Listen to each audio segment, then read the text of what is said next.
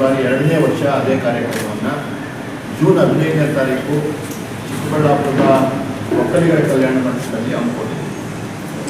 ಅದನ್ನು ಎಲ್ಲ ಮಕ್ಕಳಿಗೆ ತಿಳಿಸೋದಕ್ಕೆ, ಮಕ್ಕಳ ಪೋಷಕರಿಗೆ ಗೊತ್ತಾಗೋದಕ್ಕೆ ನಿಮ್ಮ ಪತ್ರಿಕಾ ಮಾಧ್ಯಮದ ಮುಖಾಂತರ ಎಲ್ಲರಿಗೂ ತಲುಪುವಂಥ ಕೆಲಸವನ್ನು ಮಾಡ್ತಾ ಇದ್ದೀವಿ.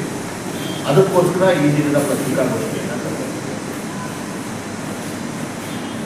10ನೇ ತರಗತಿಯಲ್ಲಿ ಮತ್ತು PUCಯಲ್ಲಿ ಯಾವುದೇ ವಿಭಾಗ ಇರ್ಬೋದು, ಕಲಾ ವಿಭಾಗ, ವಿಜ್ಞಾನ ವಿಭಾಗ ಅಥವಾ ಕಾಮರ್ಸ್ ಇರ್ಬೋದು, ಮತ್ತು 10ನೇ ತರಗತಿ ಮಕ್ಕಳು 60%ಗಿಂತ ಹೆಚ್ಚಿನ ಅಂಕಗಳನ್ನು ತೆಗೆದಿರುವ ಎಲ್ಲ ಮಕ್ಕಳಿಗೂ 5,000 ರೂಪಾಯಿಗಳ ಸ್ಕಾಲರ್ಶಿಪ್ನ ಹಿಂದಿನ ವರ್ಷ ಕೊಟ್ಟ ಹಾಗೆಯೇ ಈ ವರ್ಷ ಸಹ ಬರೋದಕ್ಕೆ ಡಿಸೈಡ್ ಮಾಡಿದ್ದೀವಿ.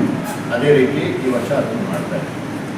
ಅದೇ ರೀತಿ 90%ಗಿಂತ ಯಾರು ಹೆಚ್ಚಿನ ಅಂಕಗಳನ್ನು ತೆಗೆದಿದ್ದಾರೆ ಅವರಿಗೆ ಇನ್ನೊಂದಷ್ಟು ಪ್ರೋತ್ಸಾಹ ಕೊಡೋ ರೀತಿ ಮತ್ತು ಇನ್ನೊಂದಷ್ಟು ಮಕ್ಕಳು ಅದೇ ಒಂದು ಸಾಧನೆಯನ್ನು ಮಾಡಲಿ ಅನ್ನೋದಕ್ಕೋಸ್ಕರ 10,000 ರೂಪಾಯಿಗಳನ್ನು ಅವರಿಗೆ ಕೊಡುವಂಥ ಕೆಲಸ ಮಾಡ್ತಾರೆ. ಅದನ್ನು ಏನೀಗ ಅಪ್ಲಿಕೇಶನ್ಸು ನಿಮಗೆ ನಮ್ಮ ಟ್ರಸ್ಟ್ನಲ್ಲಿ ಹೋಗಿ ಟ್ರಸ್ಟ್ನ ಕಚೇರಿ ಎಲ್ಲಿದೆ ಅಂತ ಗೊತ್ತಿದೆ, ಎಲ್ಲ ಜನರಿಗೆ ಗೊತ್ತಿದೆ. ಬೇಕಾದರೆ ಅದನ್ನು ಸಹ ಕಚೇರಿ ವಿಳಾಸ ಕೊಡೋಣಂತೆ.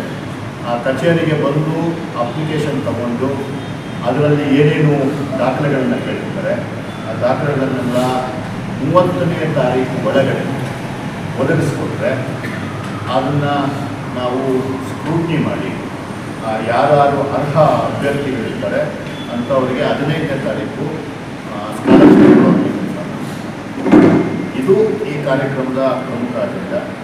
ಇದರ ಪರವಾಗಿ ಏನಾದರೂ ತಾವು ಕ್ವಶನ್ ಕೇಳೋದು ಅಪ್ಲಿಕೇಶನ್ ಜೊತೆ ಇನ್ನೇನಾದರೂ ಸಲ್ಲಿಕೆ ಮಾಡಬೇಕಾಗುತ್ತೆ? ಡೆಫಿನೆಟ್ ಆಗಿ ಸರ್. ಈಗ ಅವರ ಮಾರ್ಕ್ಸ್ ಕಾರ್ಡ್ ಕೊಡ್ಬೇಕಾಗ್ತದೆ, ಆಮೇಲೆ ಅವರ ರಿಜಿಸ್ಟರ್ ನಂಬರು, ಹಾಲ್ ಟಿಕೆಟು ಅದೇನಿದೆಯೋ ನಮ್ಮ ಕೇಳ್ತಾರೆ.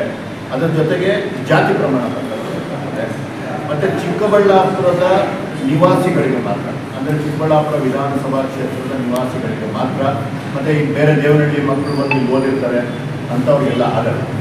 ಸೊ ಚಿಕ್ಕಬಳ್ಳಾಪುರದಲ್ಲಿ ಇದ್ದಂಥ ಮಕ್ಕಳು ಅವರೆಲ್ಲರೂ ಓದಿರಲಿ, ಅವ್ರು ಮಂಗಳೂರಲ್ಲಿ ಓದಿರಲಿ, ಬೇರೆ ರಾಜ್ಯದಲ್ಲಿ ಓದಿರಲಿ, ಆ ಚಿಕ್ಕಬಳ್ಳಾಪುರದ ನಿವಾಸಿಗಳೆಲ್ಲರಿಗೂ ಸಹ ಈ ಒಂದು ಸೌಲಭ್ಯ. ಪ್ರೈವೇಟು ಗೌರ್ಮೆಂಟ್ ಎಲ್ಲರೂ ಎಲ್ಲ ಪ್ರೈವೇಟು ಗೌರ್ಮೆಂಟು ಎಲ್ಲ ಶಾಲೆಗಳಲ್ಲೂ ಅದರಲ್ಲೇನೂ ಇದಿಲ್ಲ. ಅವರು SC ST ಮಕ್ಕಳಾಗಿರ್ಬೇಕು. ಜೊತೆಗೆ ಅವರು ಚಿಕ್ಕಬಳ್ಳಾಪುರ ಕ್ಷೇತ್ರಕ್ಕೆ ಪರ್ಟಿಕ್ಯುಲರ್ ಆಗಿ ಸರ್ಕಾರಿ ಮಕ್ಕಳು ಮಾತ್ರ ಅಥವಾ ಪ್ರೈವೇಟ್ ಇಲ್ಲ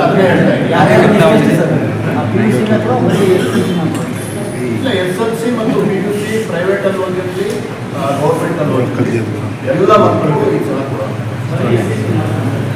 ಹೌದು. ಹಿಂದಿನ ವರ್ಷ ಕೂಡ SC ST ಮಾತ್ರ ಮಾಡಿದ್ವಿ.